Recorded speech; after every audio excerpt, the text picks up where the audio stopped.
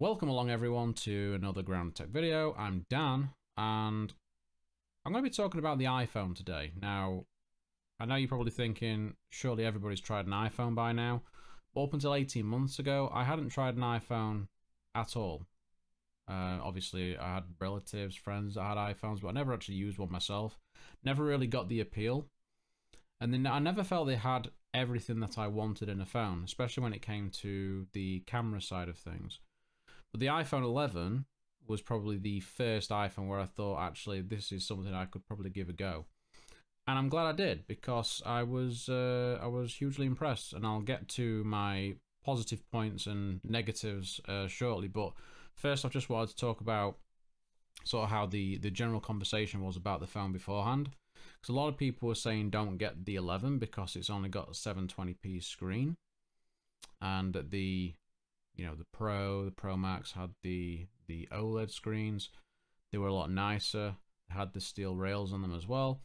So whilst we were down in London, me and my other half, went into an Apple store, had a look at the phones, and I didn't like the Pro models at all. I don't like the steel band. The colors were a little bit dull, and in all honesty, I didn't really see that big a difference with the OLED.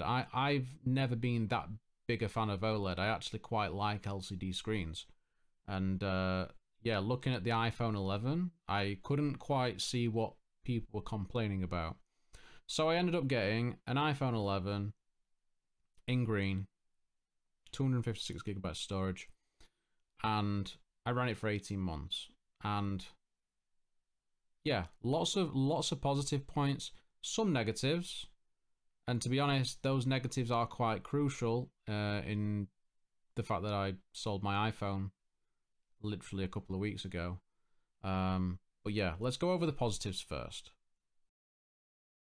So yeah, I was totally happy with the screen, really happy with the build. Feels very, very nice in the hand. I actually prefer the feel of it to my partner's iPhone 12.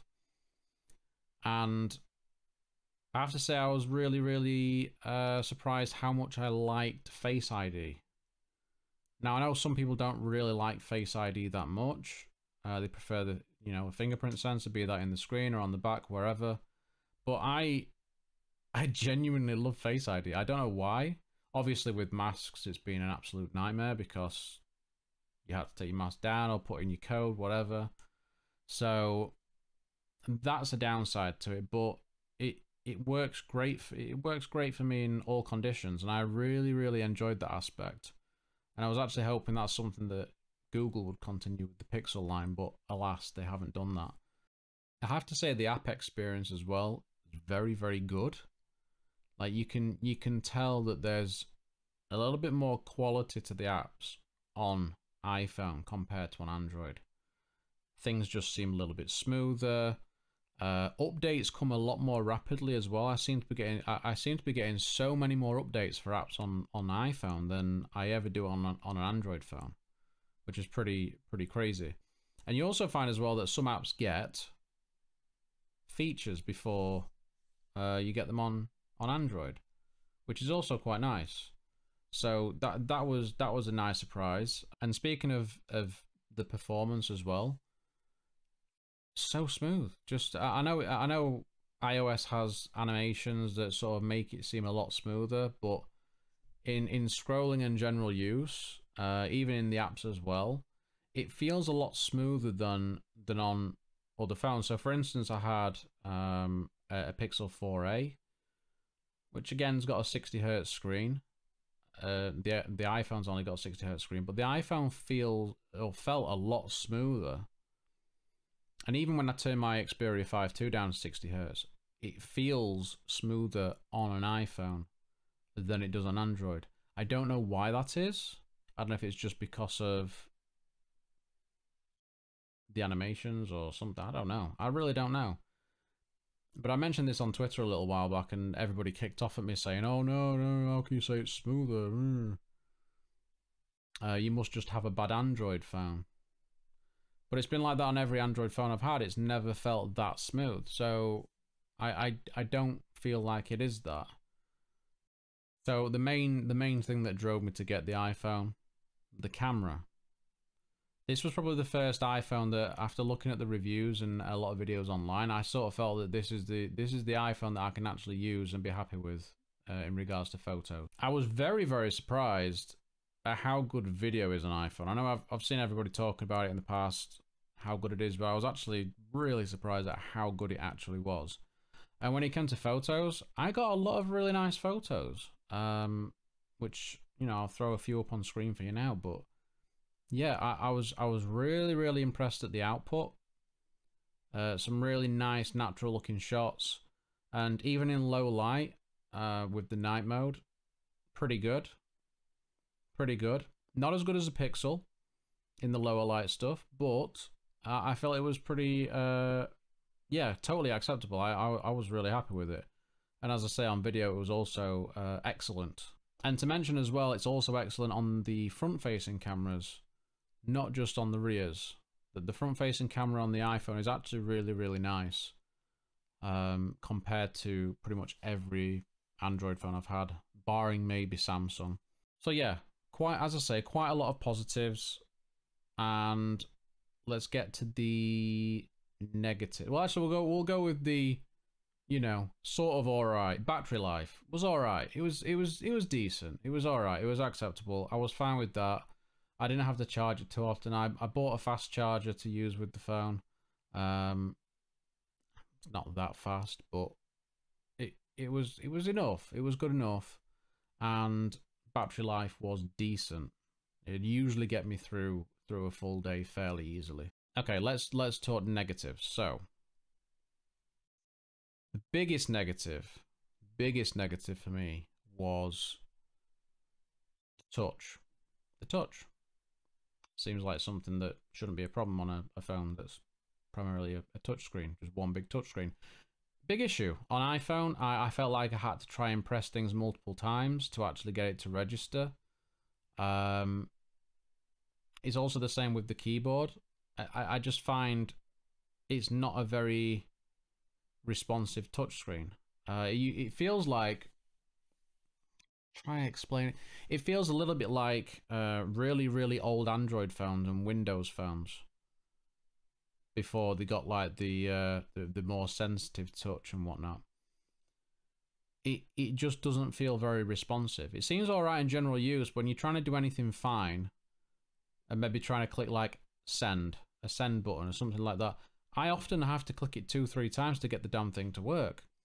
And that's infuriating, and it ruins the experience. If you've got a subpar touch experience on a device that is all touch, yeah, that bugs me. That really bugs me. My Pixel 4a was way better in experience in that regards.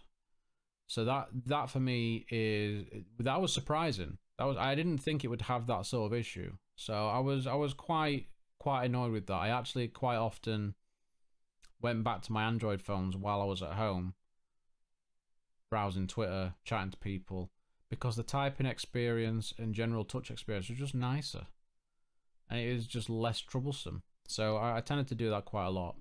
One other slight negative inconvenience, let's say, I don't know if this happens to anybody else, I turn on the flashlight multiple times every single day by accident. It annoyed me so much. Still annoys my other half. She does it with her iPhone 12. I hate it.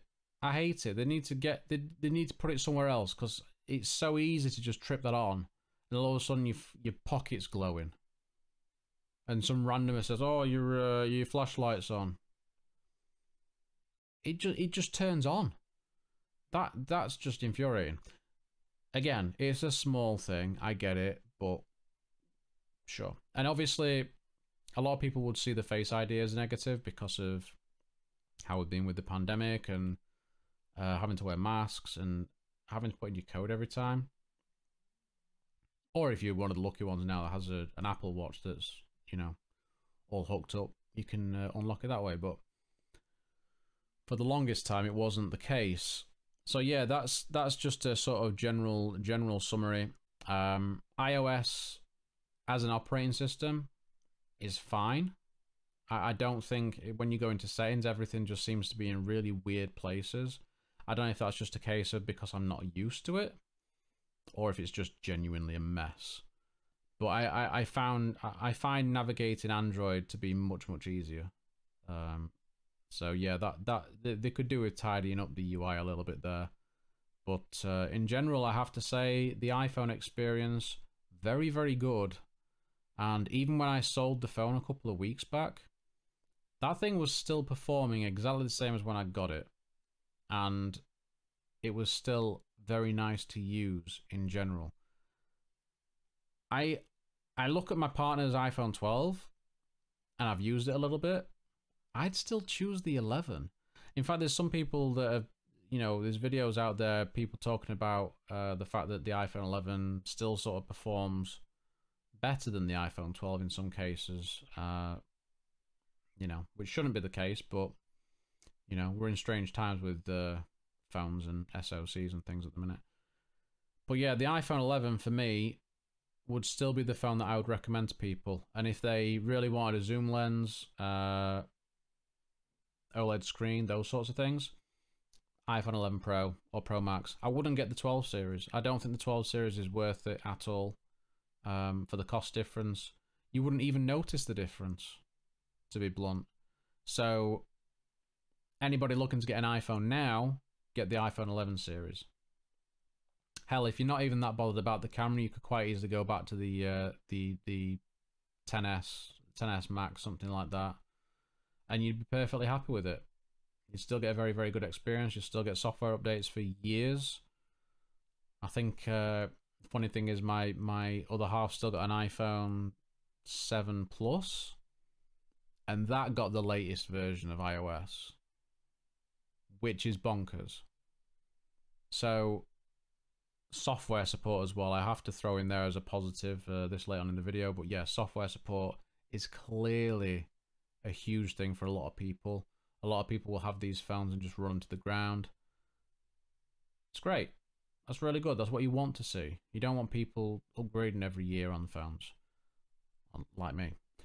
But anyway, yeah, let me know what you guys think. It's probably a little bit more information for people that are Android users that are looking at switching across to an iPhone maybe.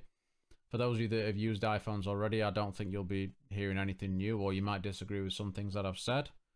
If you do, please leave a comment, and yeah, let me know. But guys, that's it from me. If you've enjoyed the video, please drop a subscribe on the channel, because it's a new channel. I'm trying to get things rolling at the minute. That'd be great. Any feedback would be appreciated. Until next time, stay grounded, stay safe. I'll see you soon. So as I say,